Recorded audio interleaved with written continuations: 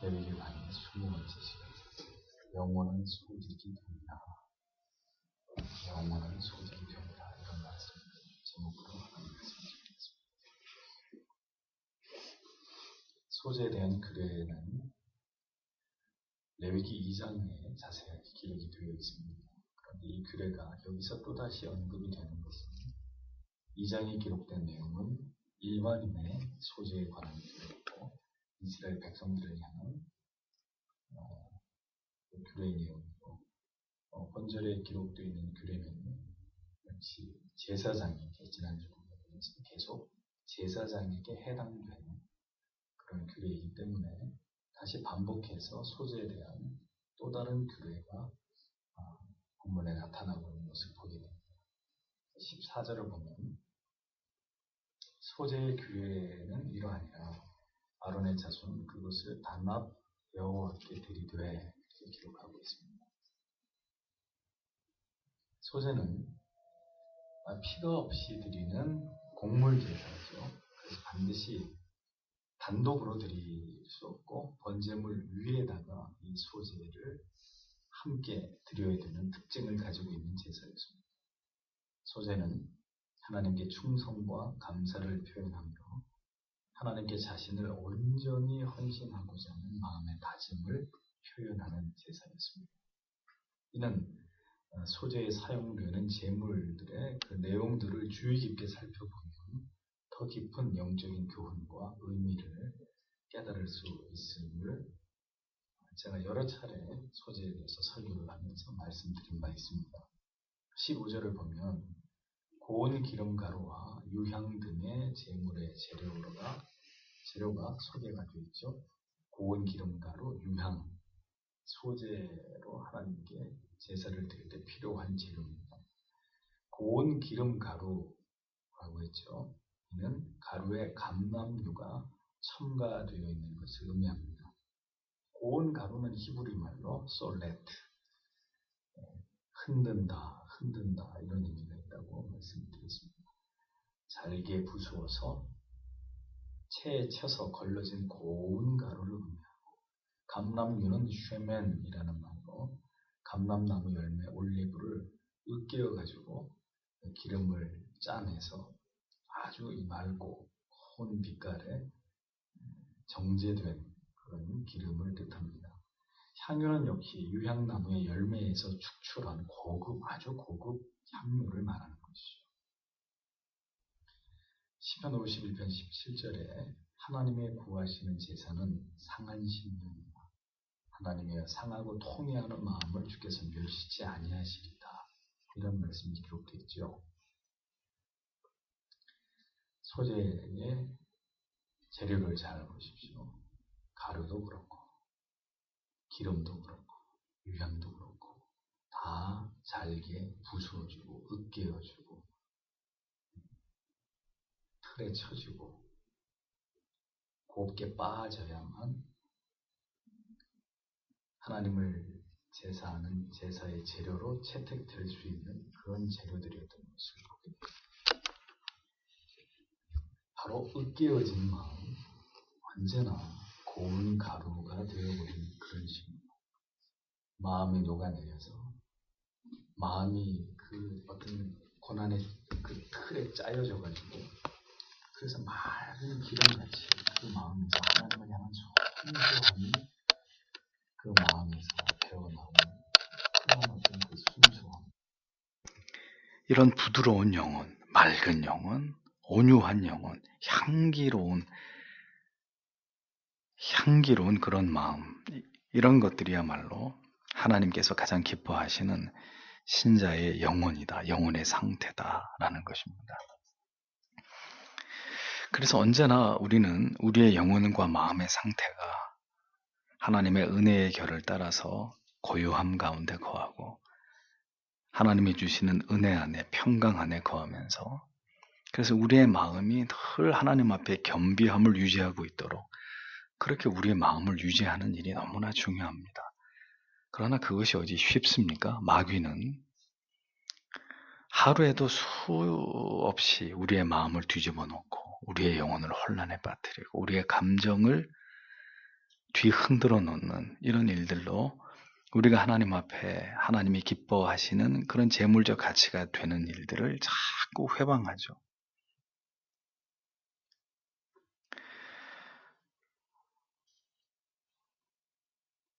그러니까 정말 하나님이 우리를 바라보실 때, 하나님께서 성도와 성도의 가정과 기업과 교회를 바라보실 때, 하나님이 가장 기뻐하시는 것은 하나님의 은혜의 말씀을 굳게 붙들고 하나님이 기뻐하시는 그 뜻을 쫓아서 세상에서 손해를 보는 일이 있어도 내 영혼의 이 고요함을 보존하기 위해서 하나님 앞에 뜻을 세우고 그 하나님의 뜻을 쫓아가는 그 삶을 하나님이 귀하게 보신다는 것.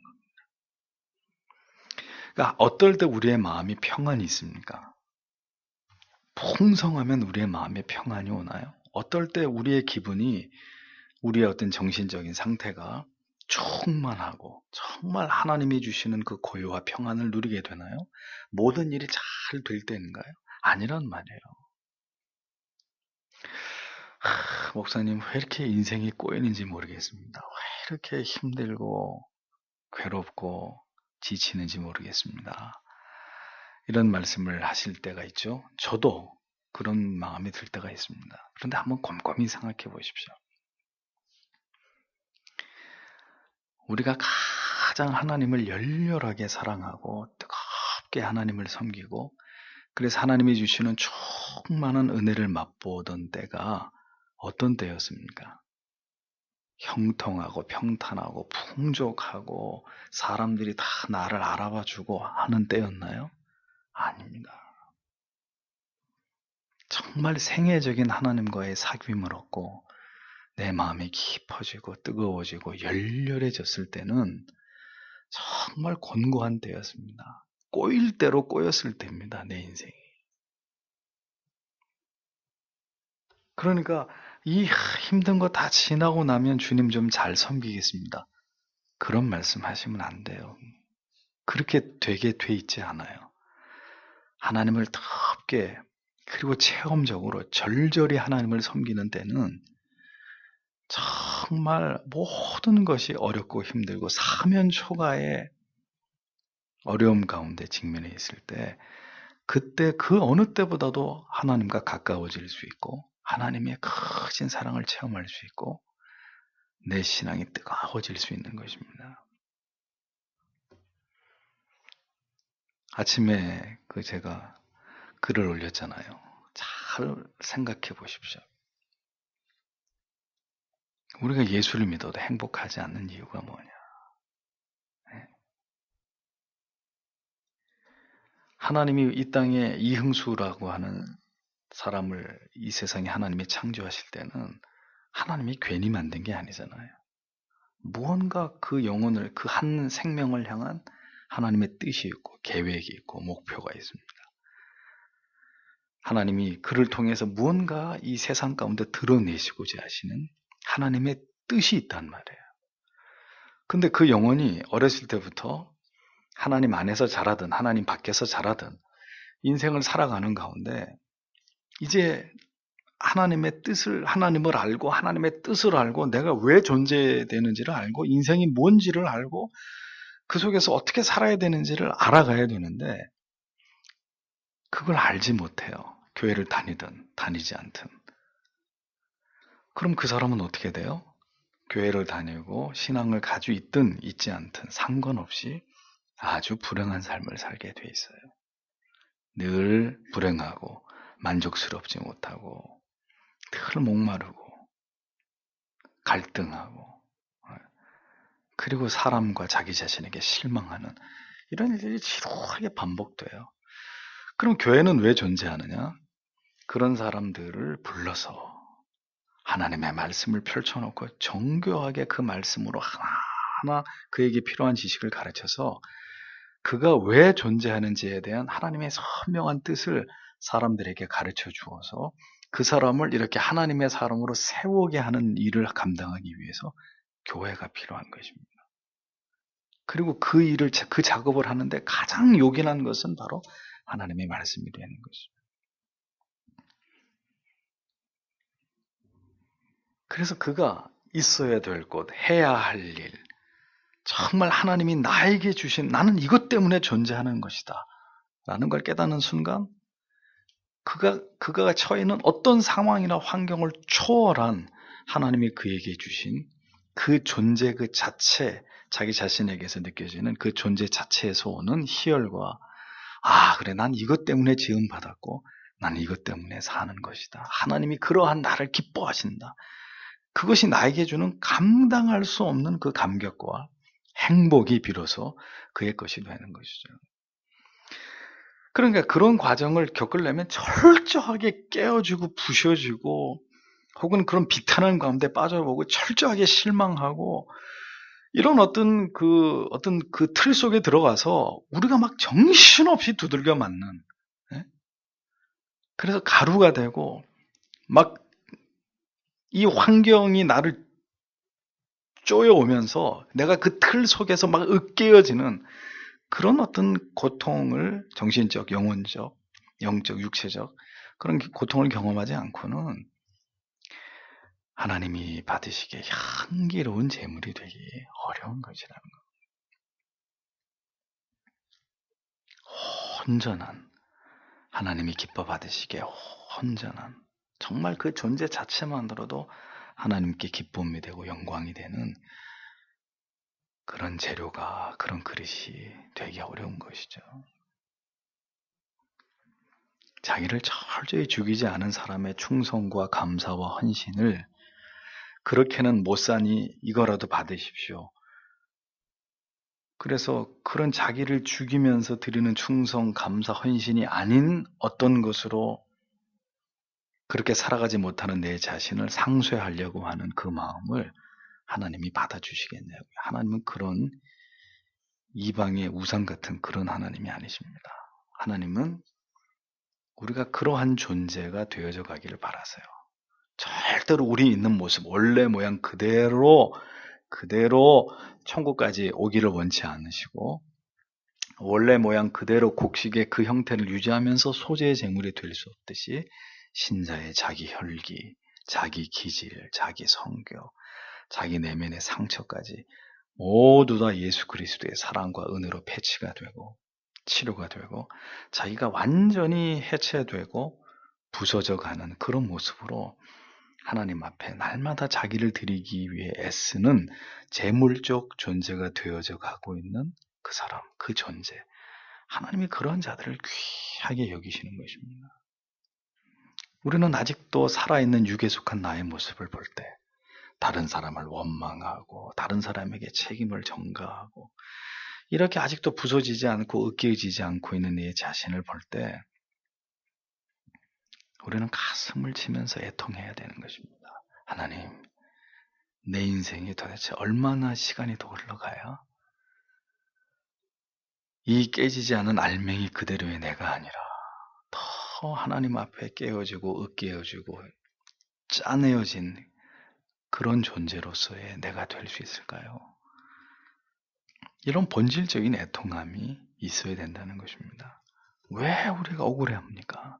왜 막 분통이 터지고 자존심이 상해합니까? 한마디 말을 들으면 기어이 두 마디 말로 복수를 해야 되는 이런 이유들이 어디 있습니까? 내가 살아있기 때문이잖아요. 나를 죽임으로 하나님의 나라를 세워가고 공동체를 아름답게 하기보다는 무너진 내 자존심, 깨어진 내 감정 이것이 우선이 되기 때문에 분노로 늘 우리는 들끓는 그런 연약함들을 우리가 다 가지고 있는 거 아니겠습니까? 신앙의 길은 하나님이 받으시기에 온전한 제물이 되는 길은 오늘도 내일도 주님 앞에 설 때까지 날마다 나를 죽이는 것입니다. 그래서 고린도전서에서 바울은 나는 날마다 죽노라 라고 고백했습니다. 날마다 죽는 것, 날마다 나를 십자가에다 못 박는 것, 그것이 신자의 제물된 삶이라는 것입니다. 으깨어진 가루, 기름, 유향 이것을 취해서 불살라 드릴 때 15절에 여호와 앞에 향기로운 냄새가 되고 라고 했습니다. 잘 으깨어지고 섞일 때 하나님께서 연락하시는 제물이 되었습니다. 으깨어진 가루, 짜진 기름, 축출된 유향 잘 섞여져서 태워질 때 향기로운 냄새가 돼서 올라가면서 하나님께서 그 향을 취하심으로 그 소재를 연락하셨다라는 거죠. 각기 원래의 형태를 잃어버린 재료들이 잘 깨어지고 정유되고 또 축출된 이런 재료들이 잘 섞였습니다. 이것은 뭘 의미하죠? 신앙은 단독적인 것이 아닙니다. 잘 깨어지고 잘 으깨어진 성도님들이 함께 연합을 이루어야 되는 것입니다. 큰 소리를 내고 자기 주장을 관철하기 위해서 다른 사람에게 고통을 주고, 그것은 신자가 하나님의 일을 이루어가는 방법이 아니죠. 나를 죽이고 그렇게 자기를 죽인 자들이 그리스도 안에서 서로 연합하고 합심하는 것입니다. 잘 으깨어지면 잘 섞일 수 있습니다. 입자가 굵으면 절대로 잘 섞이지 않습니다. 또 가루만 있으면 섞이지 않습니다. 기름이 있어야죠. 이런 필요한 모든 요소들이 잘 섞이고 버무려져야 돼요. 그것이 공동체입니다. 그런 자들이 하나님께 드리는 것이 예배입니다. 그것이 하나님이 받으시는 제물이 되는 것입니다. 이 시대 사람들은 개인주의가 강하잖아요. 그래서 나 혼자 잘 믿는 거, 나 혼자 예배 나와서 그냥 나 혼자 조용히 이렇게 예배 드리고 이렇게 조용히 사라지는 거. 신앙에는 그런 거 없습니다. 좋든 싫든 살을 부대껴야 되고 뒤섞여야 되고 하나가 되어야 됩니다. 싸우는 교회, 서로 등을 돌리는 분열하는 성도들, 끝입니다. 수천 번, 수만 번 예배를 드려도 기도를 해도 하나님하고는 아무 상관없습니다. 마태복음 5장 23절 24절에 그러므로 예물을 제단에 드리다가 거기서 내 형제에게 원망 들을 만한 일이 있는 줄 생각나거든 예물을 제단 위에 두고 먼저 가서 형제와 화목하고 그 후에 와서 예물을 드리라. 예수께서 분명히 말씀하셨죠. 하나님은 자신을 죽인 자의 충성과 감사와 그들의 연합된 헌신을 기뻐 받으시는 분이시라는 것을 잊어버리지 마십시오. 그래서 교회 안에서는 직분이 올라갈수록 직책이 중요할수록 잘 참는 사람이 되는 것입니다. 위로 올라갈수록 잘 인내하고 더 잘 견디는 그런 사람이라야 주님의 교회에 합당하겠죠. 부단히 인내할 수 있는 사람이라야 리더가 될 자질이, 영적인 지도자가 될 자질이 있는 자이겠죠. 그런 면에서는 여기 서 있는 저도 아직도 많이 부족함을 느낍니다. 아직도 때때로 제 안에 있는 혈기나 분노를 볼 때 제 자신에 대해서 좌절할 때가 한두 번이 아니에요. 하나님께 드리는 이 기념물인 소재의 제물의 양을 보십시오. 성경에 한 웅큼이라고 있습니다. 한 웅큼. 물론 한 웅큼이 아니라 두 손으로 가득 이렇게 담아야 될 만큼의 양인데 어찌됐든 많은 양이 아니잖아요. 한 웅큼만을 하나님께 드렸습니다. 고운 기름가루 한 웅큼의 유향을 섞어서 하나님께 드리는 기념물로 삼아서 단 위에 불살라가지고 하나님께 드리면 하나님이 그것을 연락하셨다라고 했습니다. 그리고 16절에 보면 그 나머지는 아론과 그 자손이 먹되 누룩을 넣지 말고 거룩한 곳 회막들에서 먹을지니라 이렇게 말씀했습니다. 여러분 보십시오. 하나님께서 만약 고운 기름가루 한 자루, 한 푸대를 하나님께 드리라고 했다면 어떻게 해야 될까요? 드려야 합니다. 한 웅큼이 아니라 10자루를 가지고 와라. 아니 덤프 트럭으로 한 대 분량의 가루를 드려라. 그랬으면 어떻게 되는 거예요? 드려야 되는 거예요. 하지만 하나님께서 원하시는 분량은 고운 가루, 유향을 섞은 기름을 섞은 한 웅큼이 전부였습니다. 여러분 하나님께서 여러분들에게 만약에 10의 5조를 바쳐라 라고 했다. 일주일 가운데 3일을 안식일로 정해놓고 3일 동안 예배를 드리라 라고 말씀을 하셨다 이거죠. 여러분 인생 전체를 드리라고 하나님이 여러분들에게 요구하셨습니다. 어떻게 해야 됩니까? 여러분들이 하나님을 안 믿겠다 그러면 어떤 의미도 하실 이유가 없지만 하나님을 믿으시겠다고 하면 어떻게 해야 돼요? 그대로 다 해야 돼요. 아니 하나님 너무하시는 거 아닙니까? 우리는 뭐 먹고 살라고? 이런 얘기 하면 안 돼요. 다 해야 돼요. 다 드려야 돼요. 하지만 하나님께서는 여러분에게 10의 1만을 원하셨습니다. 일주일 중에 3일이 아니라 6일 동안은 일하고 하루만 안식일로 지키라고 말씀하셨습니다. 여러분 인생 전체가 아니고요. 때때로 특별히 하나님께 헌신을 드려야 될 때, 이를테면 이렇게 예배 시간이나 뭐 또 무슨 수양회나 단기 선교나 가난하고 병든 지체들을 신방하는 일이나 어려운 이웃들을 도와주기 위해서 정기적으로 시간을 내야 되는 일이나 여러분 삶의 지극히 한 부분만이라도 하나님께 드리기를 하나님이 원하실 뿐입니다. 그런데 우리는 때때로 그것조차도 인색해 한단 말이죠. 고작 한 움큼의 소재를 원하시는 대로, 가루를 원하시는데도 그것조차도 때로는 인색해 합니다. 그것만으로도 하나님이 만족하시고 하나님을 향한 사랑과 헌신과 충성과 감사를 하나님이 귀하게 받아주시겠다고 하는데도 우리는 그것조차도 드리지 않고 빼먹고 내 시간으로 대체해버립니다. 다 드리라고 해도 다 드려야 될 판인데 고작 한 움큼을 말씀하시는데도 많이 부족함을 우리 안에서 느낄 때가 있다는 것입니다. 저는 지금껏 제 인생에서 단 한 번도 이만큼이면 하나님께서 좋게 하실 것이다 라고 느껴본 적이 없습니다. 사랑이라는 게 무엇입니까? 내게 있는 것을 다 주고 못 다 준 것만을 생각하는 것이 사랑이죠. 사랑하는 대상에 대해서. 하나님께서 그렇게 우리에게 아들을 주시기까지 전부를 주셨는데 우리는 언제나 내 것을 먼저 생각합니다. 그리고 한 움큼도 때로는 많다고 생각하고 귀찮다고 생각합니다. 내 인생, 내 계획, 내 시간, 내 돈, 내 몸, 내 자녀, 내 직장, 내 결혼 생활 등등 언제나 작은 것만으로도 그것이 진정한 것일 때 그것이라 할지라도 하나님이 기쁘시게 받으시는 하나님이신데도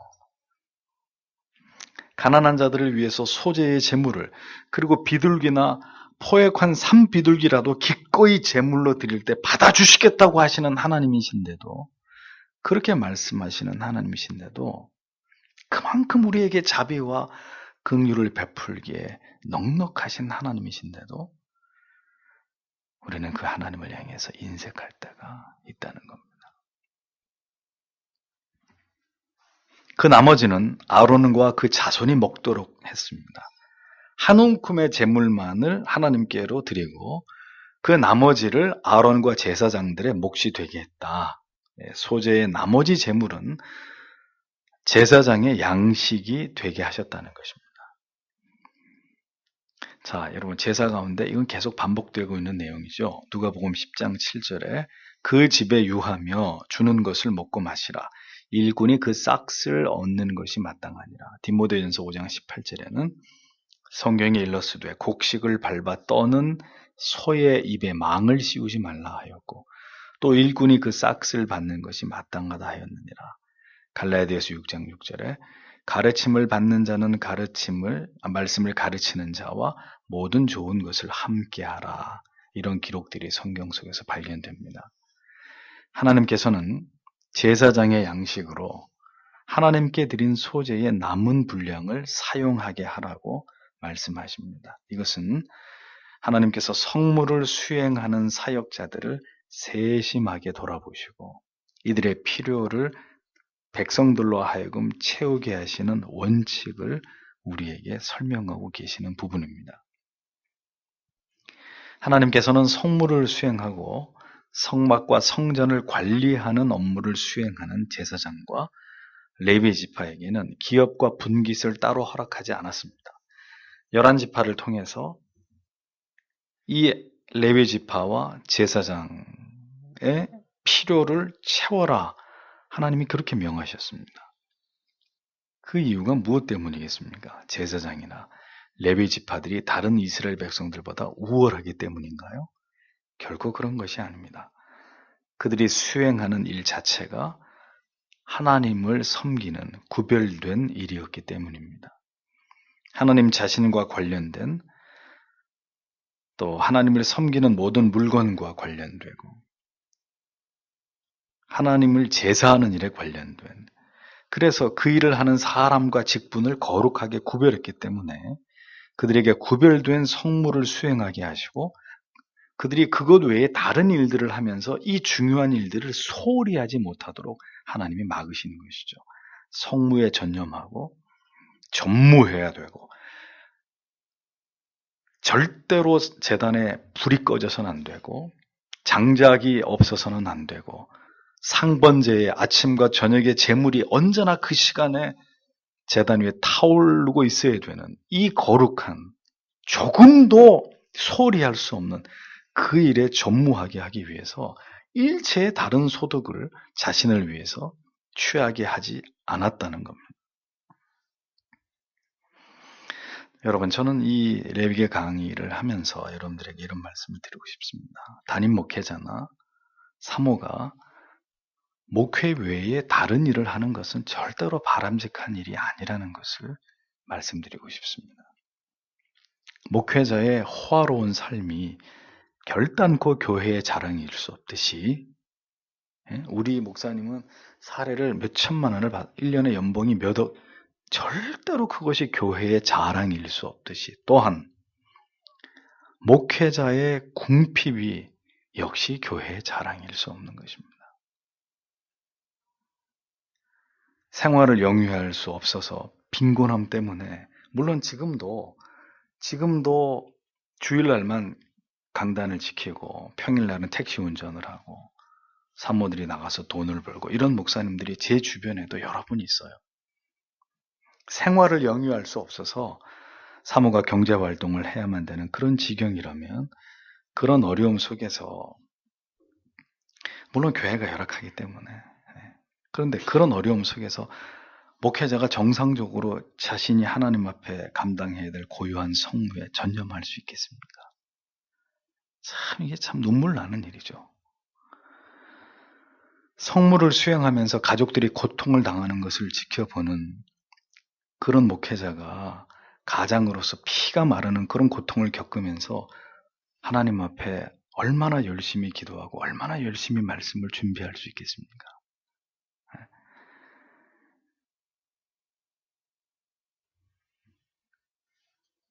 그러니까 여러분 우리 서교 장육의 성도 여러분들은 이런 면에서 정말 최선을 다해서 목사가 목회를 열심히 할 수 있도록 서포트해주고 계시지만 여러분 가운데는 아무도 그런 분이 안 계실 거예요. 그러나 미리 말씀드립니다. 혹 그런 분이 앞으로 일어날 수도 있기 때문에 여러분 가운데 누구라도 목사 그거는 당신이 선택한 길이고 당신이 짊어지고 가는 것이 그게 하나님 앞에 당연한 거 아니요. 이런 논리를 내세운다면 저는 그분에게 꼭 말씀드리고 싶습니다.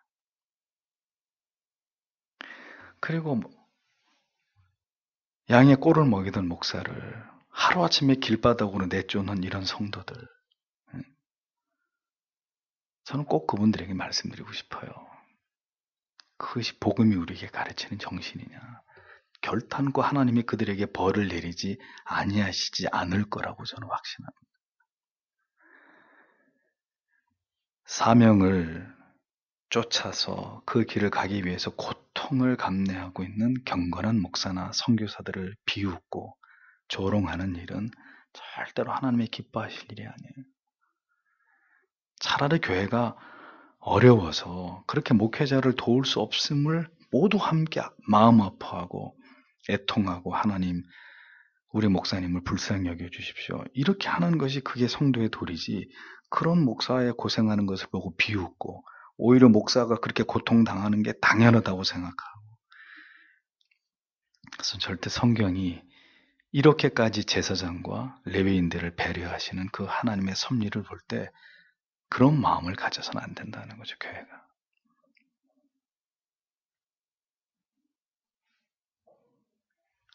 생계에 관련해서 성직자들이 고통을 당하는데도 이를 돌아보지 않는 성도들이 복을 받을 수 있다고 믿는다면 그건 신앙이 아닙니다. 제가 분당에서 목회할 때 아내가 레슨을 해서 부족한 생활비를 했던 적이 있었어요. 근데 참 괴롭더라고요. 예. 근데 그렇게 하지 않으면은 정말 답이 없었으니까.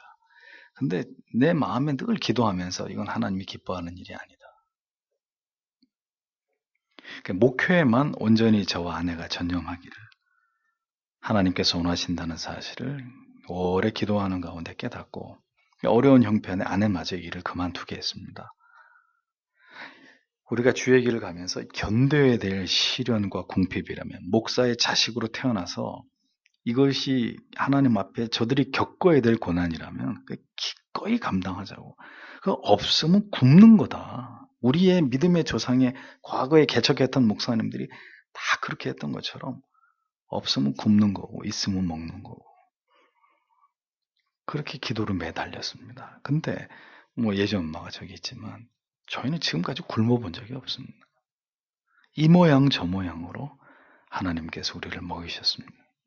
성도들의 손길을 통해서 또 생각지도 않은 사람의 도움을 통해서 그렇게 해서 음식을 먹으면서 아이들과 눈물의 감사의 기도를 드린 적이 한두 번이 아닙니다. 제 아버지도 그렇게 잘하셨고 저도 그렇게 컸고 저는 자녀들에게 그 궁핍함 속에서 우리를 먹이고 입히시는 하나님께 감사를 가르치고 싶었습니다. 하나님이 이렇게 먹이시지 않느냐, 이렇게 채우시지 않느냐.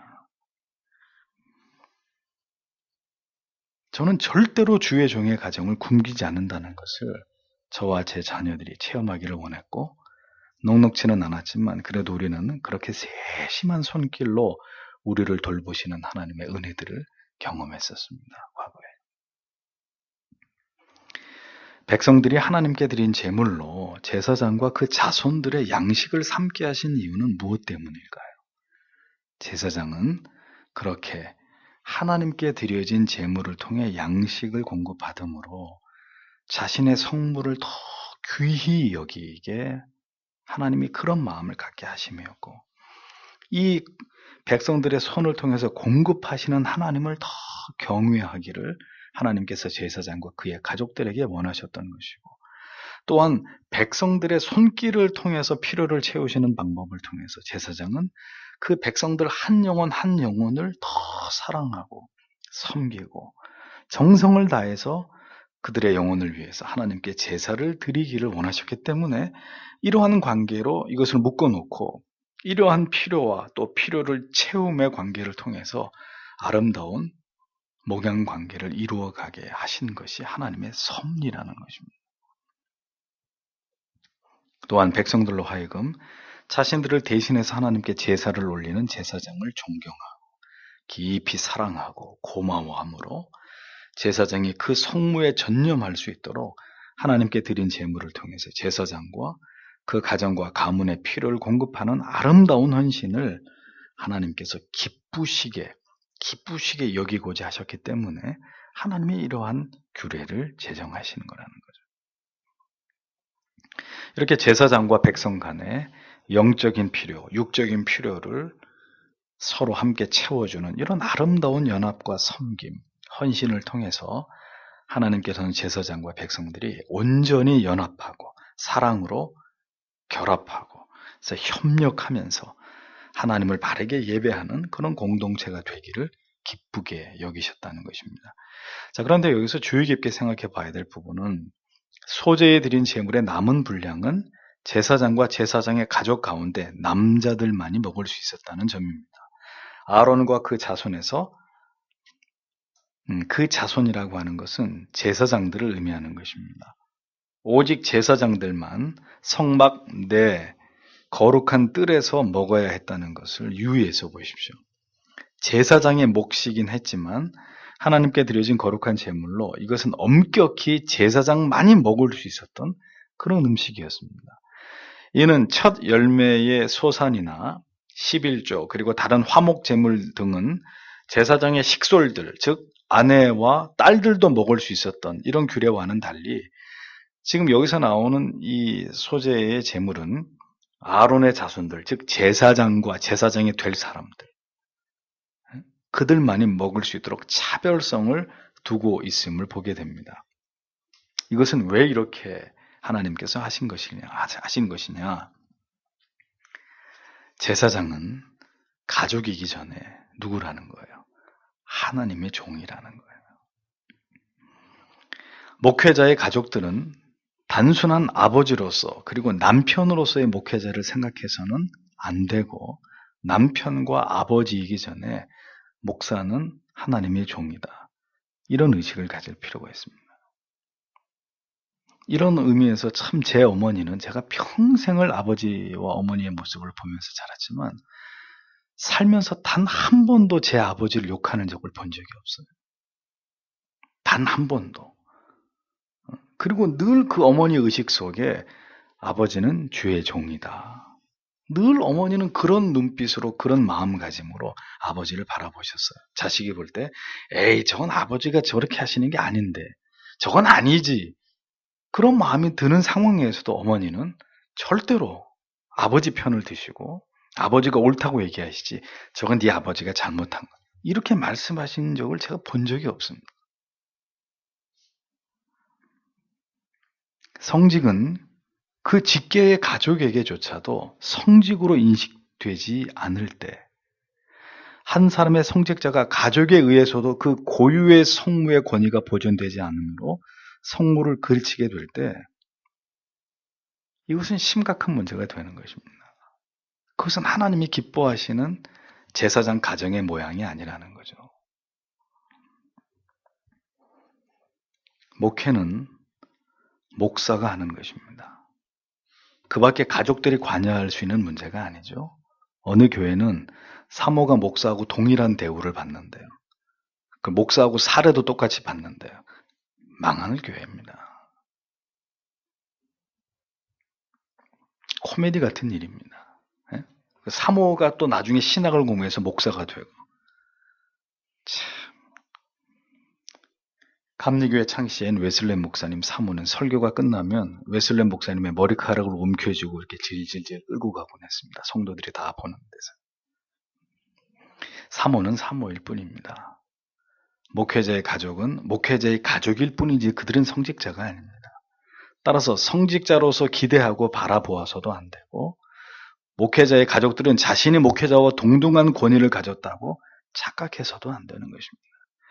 오직 목회자만이 소명받은 주의 종이고 다만 사모와 그의 가족들은 목회자가 그 목회를 잘 수행할 수 있도록 보이지 않는 곳에서 위로하고 섬기고 돕는 훌륭한 조력자들이 되어야 되는 거죠.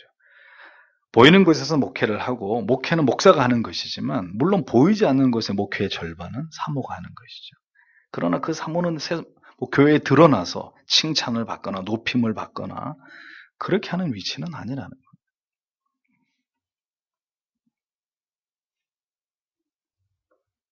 회막들에서 아론과 제사장들만이 소재의 제물을 먹을 수 있었듯이 성직의 권위는 이렇게 철저하게 가족 가운데서도 구별됐습니다.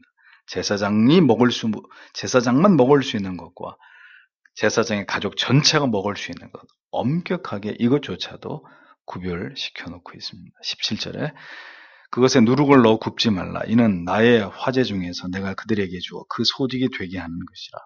속건제와 속건제같이 지극히 거룩한즉 속죄제와 속건제같이 거룩한즉 무릇 아론 자손의 남자는 이를 먹을지니 이는 여호와의 화제 중에서 그들의 대대로 영원한 소득이 됨이라. 이를 만지는 자마다 거룩하리라 하고 있습니다.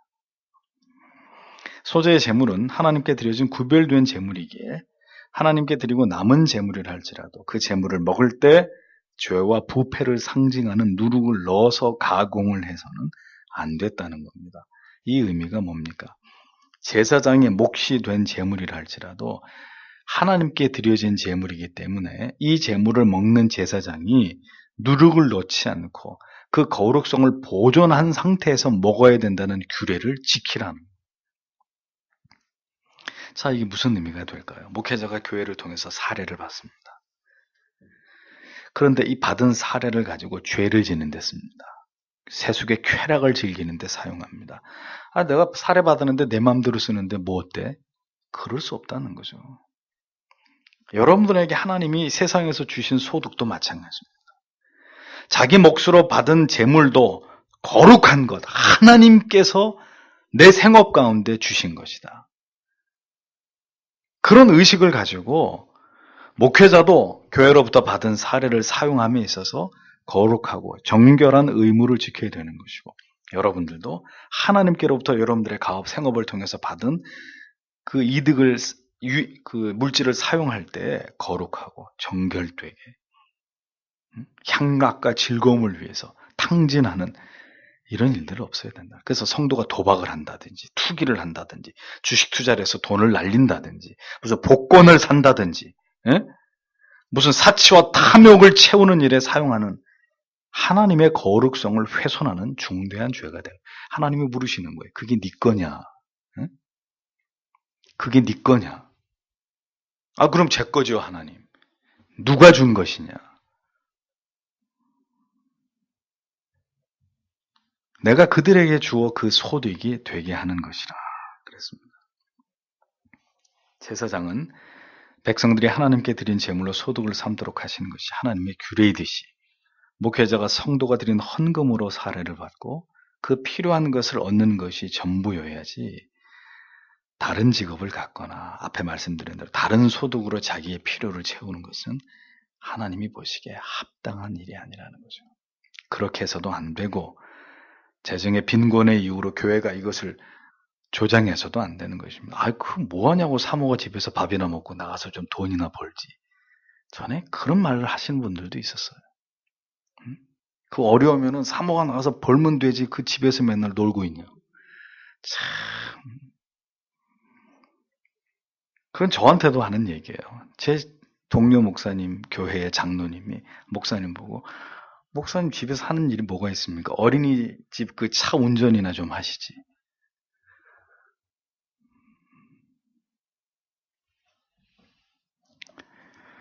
소제라 할지라도 죄를 속하기 위해서 드리는 속죄제나 속건제와 동일한 제사로서의 거룩성이 보존되어야 됨을 성경은 강조하고 있습니다. 제물이 무엇이 되었건 간에 하나님께 드리는 어떤 제사도 소홀히 할 수 없었듯이